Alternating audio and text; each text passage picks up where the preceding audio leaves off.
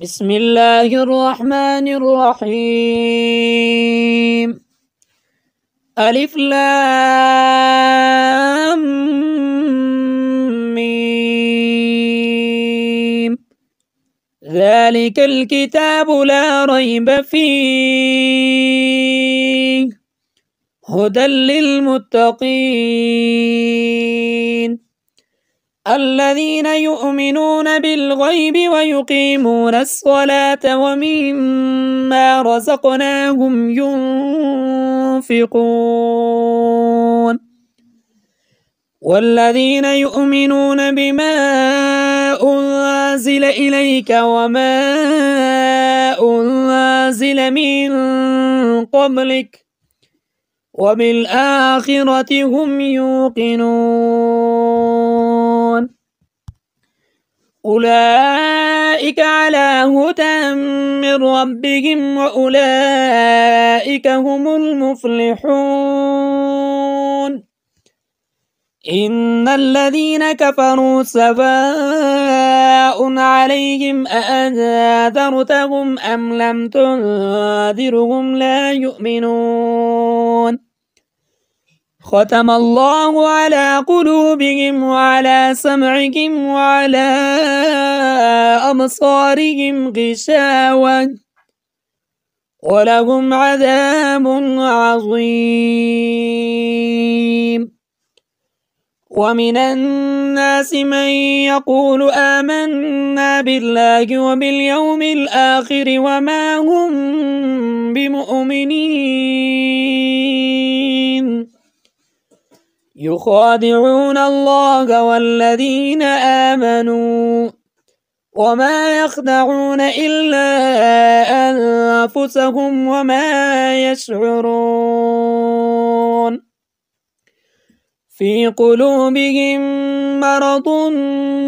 فزادهم الله مرضا ولهم عذاب أليم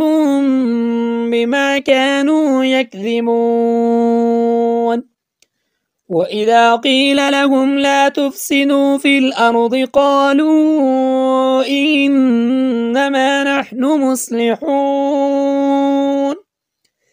ألا إنهم هم المفسدون ولكن لا يشعرون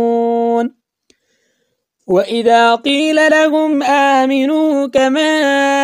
آمن الناس قالوا أنؤمن كما آمن السفهاء ألا إنهم هم السفهاء ولكن لا يعلمون وإذا لقوا الذين آمنوا قالوا آمنا وإذا خلوا إلى شياطينهم قالوا إنا معكم إنما نحن مستهزئون الله يستهزئ بهم ويمدهم في طغيانهم يعمهون أولئك الذين اشتروا الضلالة بالهدى فما ربحت تجارتهم وما كانوا مهتدين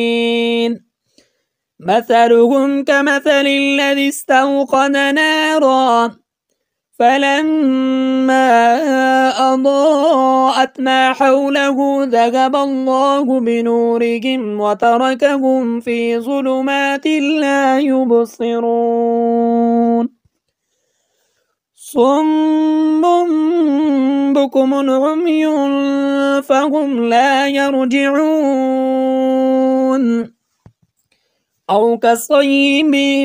من السماء فيه ظلمات ورعد وبرق